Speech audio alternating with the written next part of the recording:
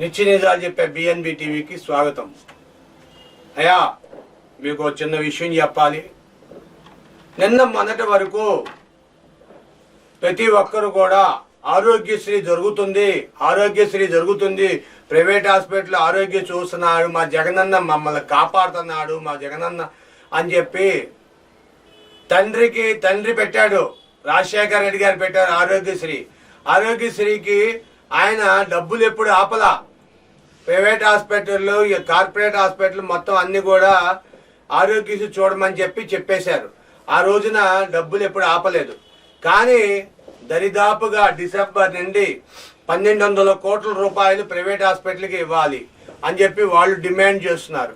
ఇప్పుడు ప్రభుత్వ ఉద్యోగులకు సిగ్గు విడిచేసి చెబుతున్నారు, అయ్యా మేము మీ ప్రభుత్వ ఉద్యోగాలకి కార్పొరేట్ హాస్పిటల్లో మేము చూడలేము, మీరు డబ్బులు తెచ్చి కడితే మేము చూస్తాము, మేము ఫ్రీగా చూడము, మాకు సంబంధం లేదు, మేము ఆరోగ్యశ్రీ చెయ్యట్లా, 560 కోట్లు మాకు రావాలి అని ప్రభుత్వం చెబుతుంది. లెక్క ప్రకారం మాకు 1200 కోట్లు రావాలి.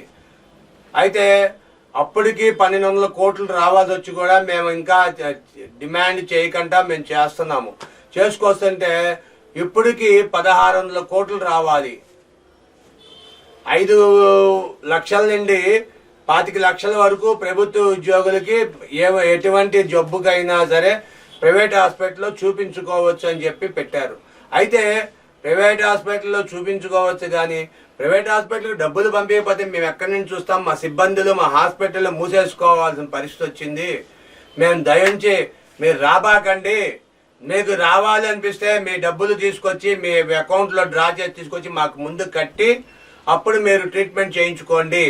ఎట్టి పరిస్థితుల్లో మేము ఆరోగ్యశ్రీ కానీ ఫ్రీగా మేము చెయ్యము, మాది అనాశరణాలయం కాదు, మేము వాలంటరీ ప్రోగ్రామింగ్ చెయ్యట్లేదు, మేము స్వచ్ఛంద సేవా సంస్థలు నడపట్లేదు, మేము మా హాస్పిటళ్ళు, మేము కార్పొరేట్ హాస్పిటళ్ళు, మీ ప్రభుత్వం ఆరోగ్యశ్రీ ఇస్తామంటే మేము చేశాం, కానీ ఆరోగ్యశ్రీ ఇవ్వట్లేదు.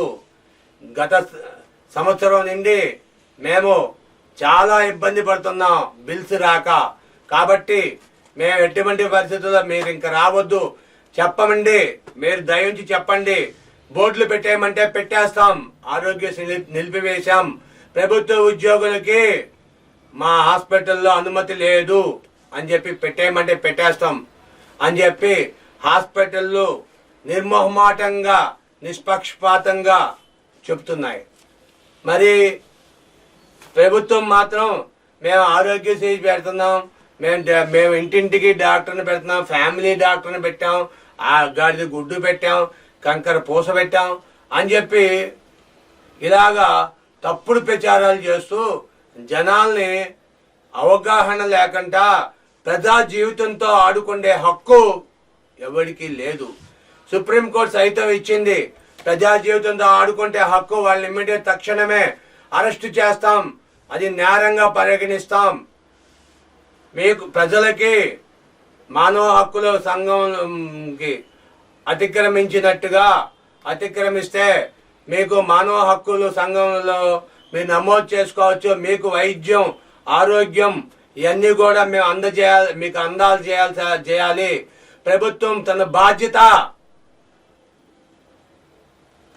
యుఎన్ఓ, సుప్రీంకోర్టు అన్ని కూడా ఇచ్చేసినాయి. ప్రభుత్వం తమ బాధ్యత కింద తను చేయాలి, ఆరోగ్యం పరిరక్షించాలి. లేకపోయిన పక్షాన ఇమ్మీడియట్లీగా వాళ్ళ పైన చర్యలు తీసుకోబడతాయి అని చెప్పి చెబుతుంది. కానీ ప్రభుత్వాలు, ప్రస్తుత పాలక మండలి పట్టించుకుంటా. ఆయుష్మాన్ భారత్ అని చెప్పి ఒక పక్క జగన్